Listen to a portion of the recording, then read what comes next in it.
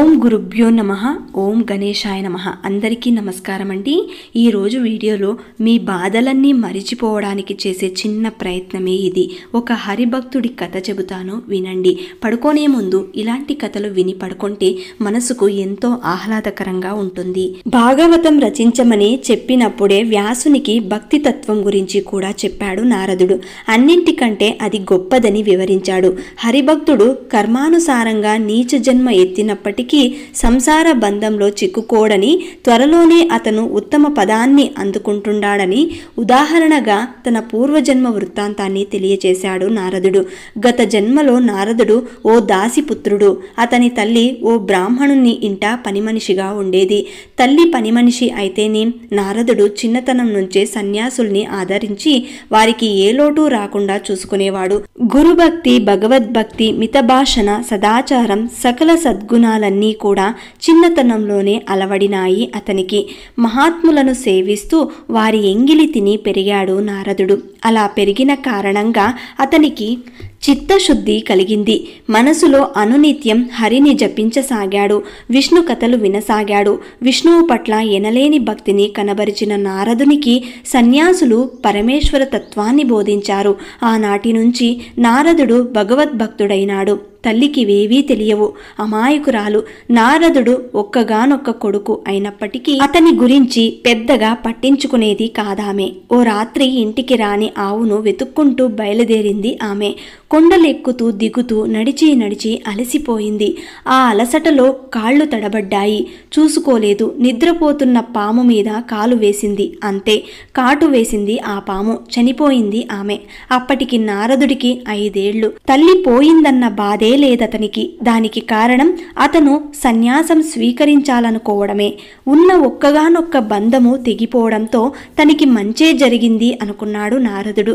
సన్యాసం స్వీకరించాడు. అరణ్యాలు, కొండలు, కొసలు దాటాడు. ఆకలి దప్పులు బాధిస్తున్నా, అలసిపోతున్నా అతను హరినామ స్మరణం మానలేదు. నడిచి నడిచి ఆఖరికి ఓ నది ఒడ్డుకు చేరుకున్నాడు నారదుడు. ఇక నడవలేననుకున్నాడు. నదిలో స్నానం చేశాడు. భగవంతునికి ఆర్ఘ్యం ఇచ్చి కడుపు నిండా నీరు త్రాగాడు. దాహాన్ని తీర్చుకున్నాడు. తీరానికి చేరి రావి చెట్టు క్రింద కూర్చున్నాడు. మనసులో మహావిష్ణువును తలుచుకుంటూ హరినామ స్మరణం చేయసాగాడు. ధ్యానించసాగాడు. భగవంతుడు ప్రత్యక్షమయ్యాడు. అయితే మరుక్షణంలోనే అదృశ్యమయ్యాడు. ఏకకాలంలో సంతోషం, దుఃఖం రెండూ కలిగాయి నారదునికి. అయినా సరే హరినామ స్మరణం మాననేలేదు.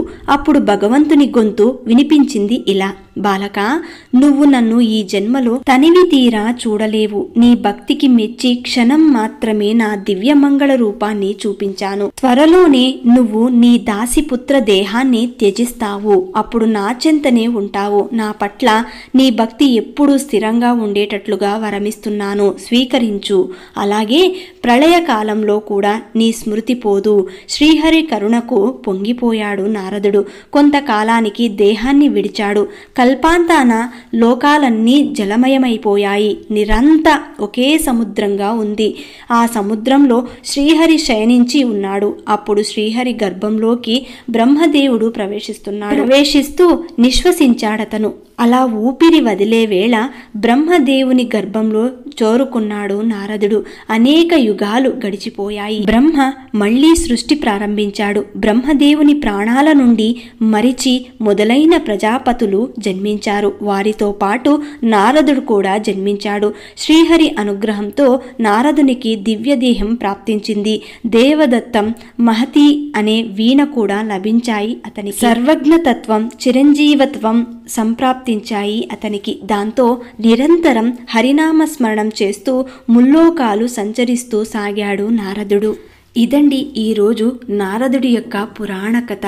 ఈ కథ ఎవరైతే పూర్తిగా అర్థం చేసుకొని ఈ నారద వృత్తాంతాన్ని 10 మందికి తెలపగలరో వారందరూ కూడా ఎంతో అదృష్టవంతులు, ధన్యులవుతారు. ఈ వీడియోని షేర్ చేసిన తర్వాత చిన్న లైక్ చేసి సపోర్ట్ చేయండి. మళ్ళీ ఇంకొక మంచి ఆధ్యాత్మిక కథతోటి మీ ముందుంటాను. అంతవరకు సెలవు. సర్వే జనా సుఖినో భవంతు. జై శ్రీరామ్.